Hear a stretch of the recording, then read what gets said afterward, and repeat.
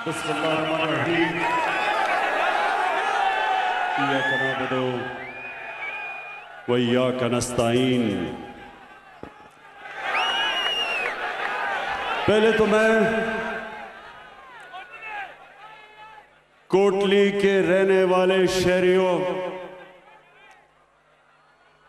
मेरे प्यारे कश्मीरियों और पाकिस्तानियों, इस शानदार इस्तकबाल का मैं आपका दिल से शुक्रिया अदा करता हूं। बहुत बहुत शुक्रिया। आज मेरे यहां आने का मकसद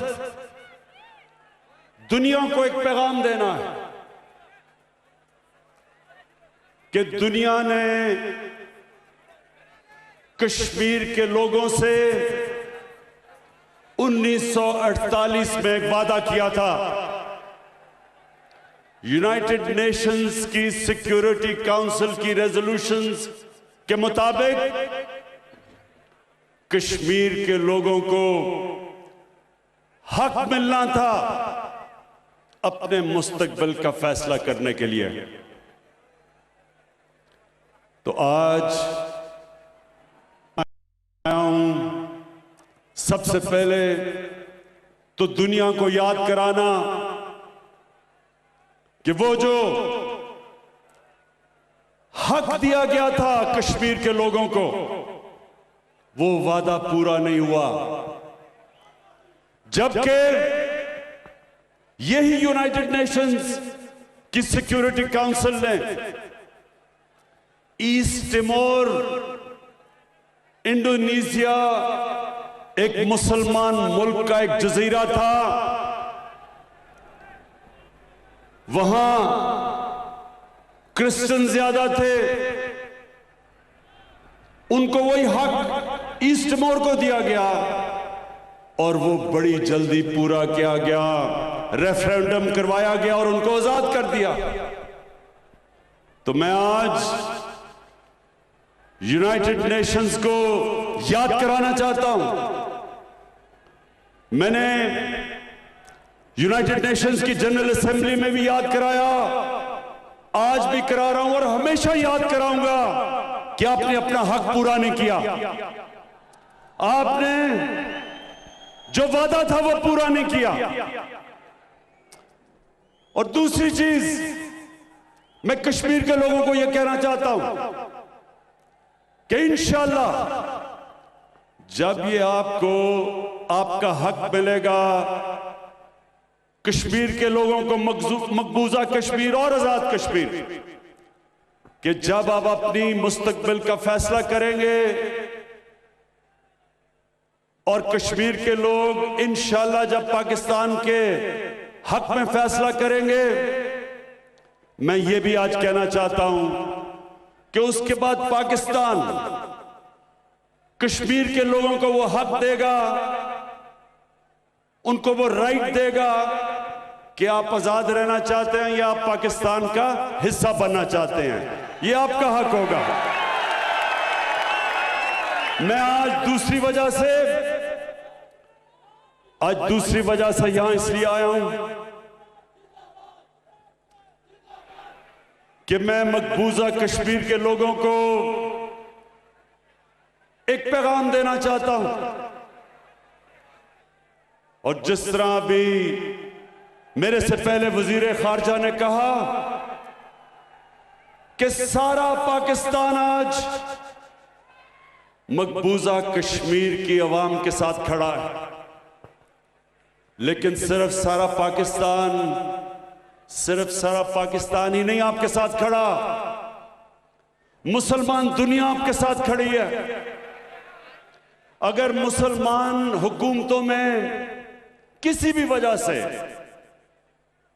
किसी की वजह से भी अगर वो आपको आज सपोर्ट नहीं कर रही, ये मैं आपको यकीन दिलाता हूं कि सारी मुसलमान दुनिया की अवाम मकबूजा कश्मीर के लोगों के साथ खड़ी है। बल्कि मैं इससे भी आगे जाता हूं, वो लोग जो मुसलमान भी नहीं लेकिन जो इंसाफ पसंद हैं, वो भी सब आज समझते हैं कि कश्मीर के लोगों को वो हक देना चाहिए जो यूनाइटेड नेशंस ने वादा किया था। मैं ये भी कश्मीर के मकबूजा कश्मीर के लोगों को आप पैगाम देना चाहता हूं कि हमें सब एहसास है जिस तरह के जुल्म आप पे हुए और हो रहे हैं, जिस तरह घरों में खबर आती है, मां बाप को खबर आती है कि उनके बेटे को गायब कर दिया गया, कहीं ले गए, जेल पे ले गए, या खबर आती है कि बेटा शहीद हो गया। मैं आपको एक बाप होते हुए ये कहना चाहता हूं कि हम सबको पता है कि आपके ऊपर क्या गुजरती होगी, किस किस्म की तकलीफों का आप सामना कर रहे हैं, किस किस्म के जालिम का आप मुकाबला कर रहे हैं और खड़े हैं आप। मैं ये भी आपको कहना चाहता हूं कि मेरे में जितनी भी हिम्मत हुई, हर फोरम के ऊपर मैं आपकी आवाज बुलंद करूंगा और कर रहा हूं और करता रहूंगा, चाहे यूनाइटेड नेशंस हो,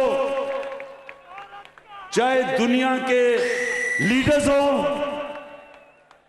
यूरोपियन यूनियन के लीडर्स हो, बरतानिया का जो पिछला अमेरिका का सदर था, 3 दफा उससे मैंने ताकीद की कि कश्मीर का मसला हल करें। मीडिया के ऊपर आपकी आवाज उठाऊंगा। आप मुतमईन हो जाएं कि जब मैंने कहा था कि मैं कश्मीर का सफीर बनूंगा, जब तक कश्मीर आजाद नहीं होगा, सारी जगह आपकी आवाज बुलंद करूंगा।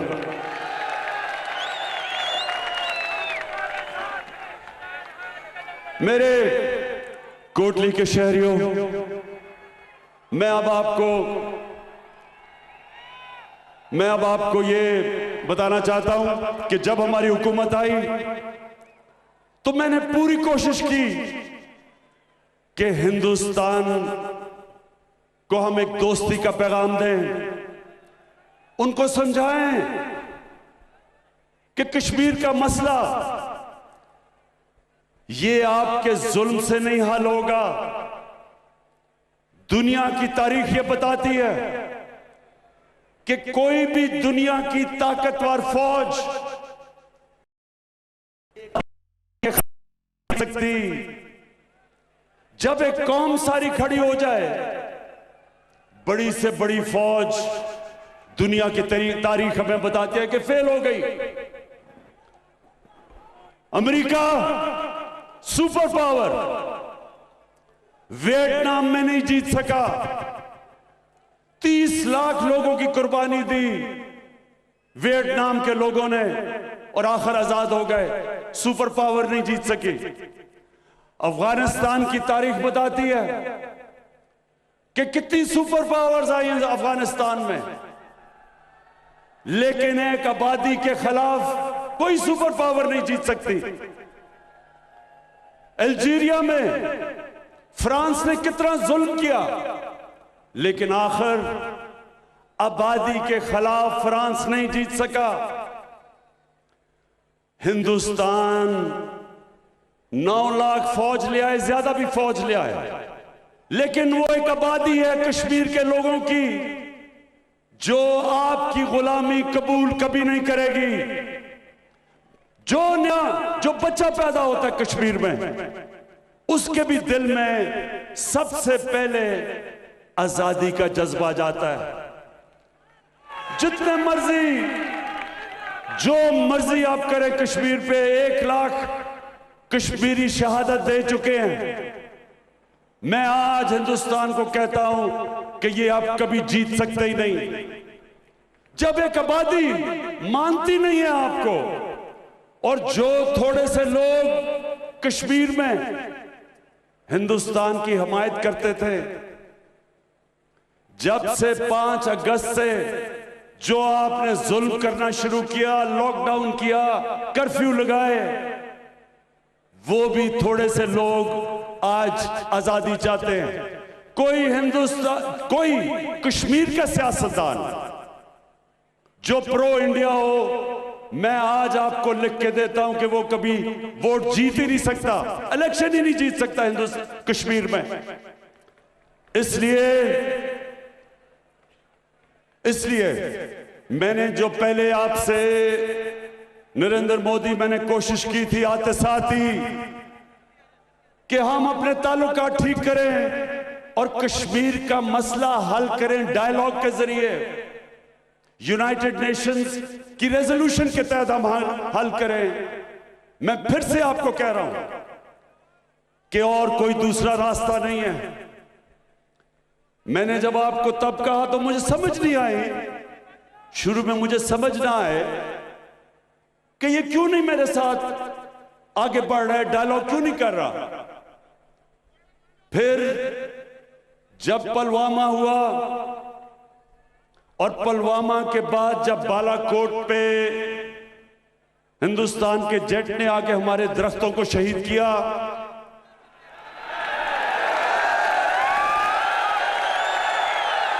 आपको पता है मुझे दरख्तों से खास लगा हुआ है, तो बड़ी मुझे तकलीफ हुई कि हमारे उन्होंने दरख्त शहीद कर दिए। लेकिन तभी मुझे पता चल गया कि ये अमन नहीं चाहते, ये दोस्ती नहीं चाहते, बल्कि वो पुलवामा को इस्तेमाल कर रहे थे और बालाकोट को इलेक्शन जीतने के लिए। और वो जो इनके एक सहाफी गोस्वामी, उसकी जो मंजर आम में आया, पता चला कि पहले से प्लान किया हुआ था कि उन्होंने हमला करना चाहे। और मैं कहता गया कि हमारा पुलवामा से कुछ नहीं था, पाकिस्तान पुलवामा के पीछे नहीं था, लेकिन पहले से प्लान किया था कि बमबारी करेंगे, उसको इस्तेमाल करेंगे इलेक्शन जीतने के लिए। फिर आया यूरोपियन यूनियन की डिसइंफॉर्मेशन लैब, पता चला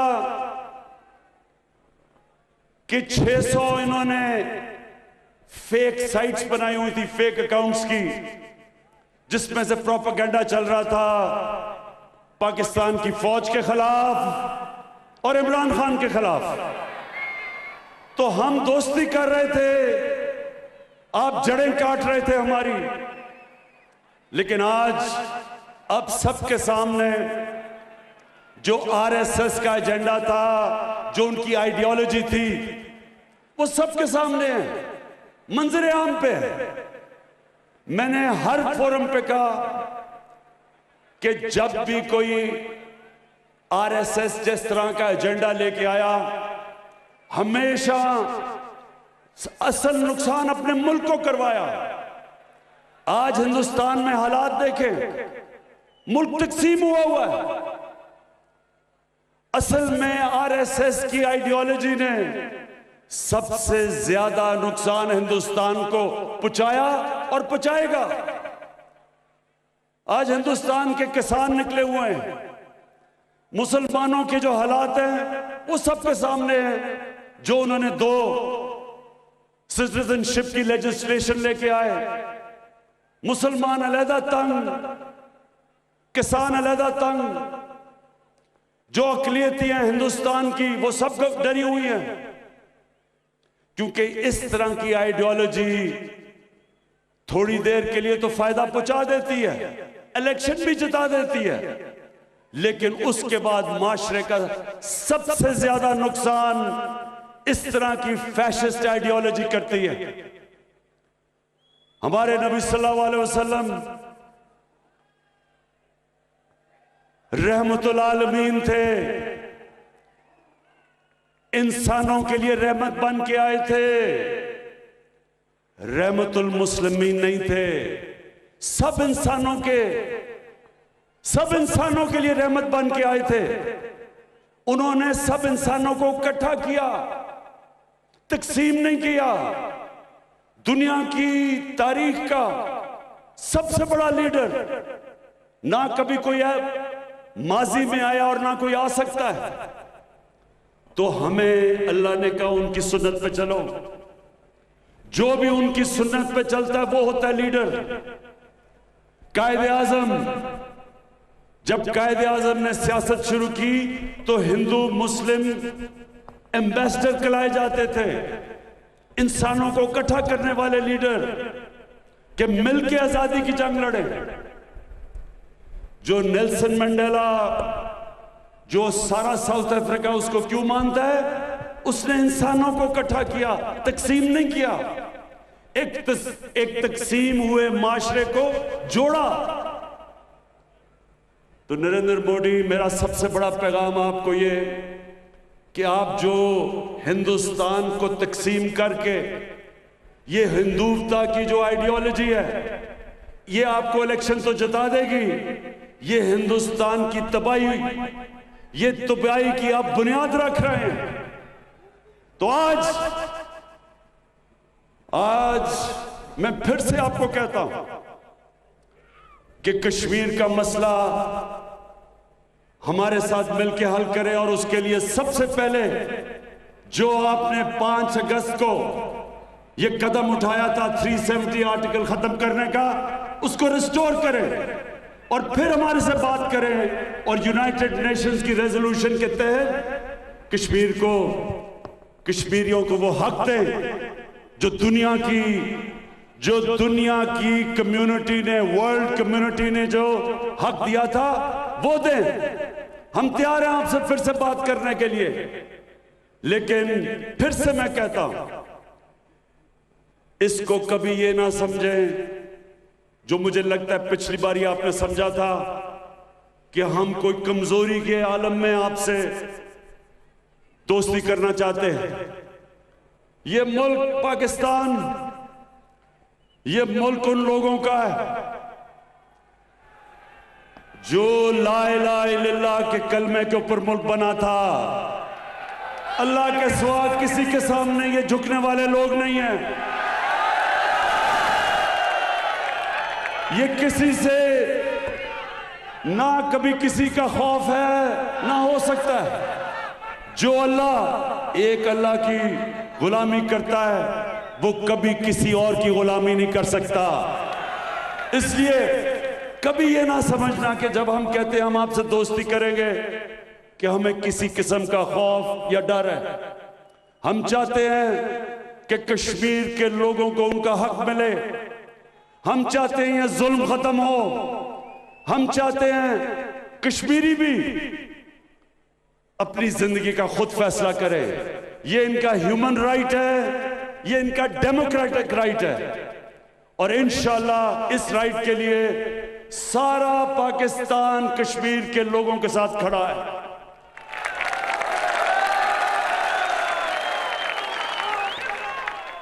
मैं आखिर में मैं जो बात कहना चाहता हूं वो ये कि क्योंकि मैं अपने नबी सल्लल्लाहु अलैहि वसल्लम की सुन्नत पर चलने वाला हूं, मेरी भी पूरी कोशिश है कि मैं सारे अपने पाकिस्तानियों को इकट्ठा करूं, यूनाइट करूं, अपने सारे सूबों को इकट्ठा करूं, जो हमारे इलाके पीछे रह गए हैं उनकी मदद करूं। जिस तरह लाइन ऑफ कंट्रोल में लोगों को मुश्किल वक्त से गुजरना पड़ता है और ये बमबारी करते हैं, खास तौर पे मैं उनको पैगाम देना चाहता हूं कि हम आपकी पूरी मदद करेंगे। आपके लिए मैंने पूरा पैकेज तैयार किया हुआ है कि वहां ये जो बमबारी की वजह से डिसलोकेशन है, इंशाल्लाह आपके साथ हम खड़े रहेंगे।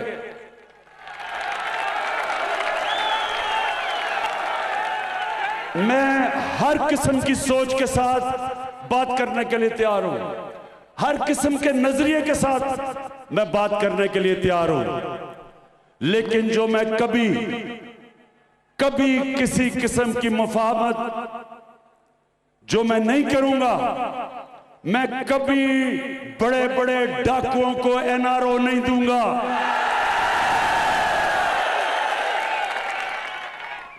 हमारे नबी सल्लल्लाहु अलैहि वसल्लम, उनसे किसी ने पूछा कि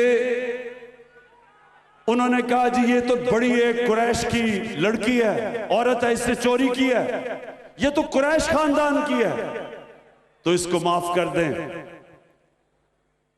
तो दुनिया के सबसे अजीम लीडर ने कहा कि अगर मैंने इसको माफ कर दिया तो हमारा वो हाल होगा जो तुम्हारे से पहले कितनी कौमें बर्बाद हुई, जिधर ताकतवर के लिए एक कानून और कमजोर के लिए दूसरा कानून। मैं कभी छोटे चोरों को जेलों में डालूं और बड़े डाकुओं को एनआरओ दूं, ये मैं कभी नहीं कर सकता।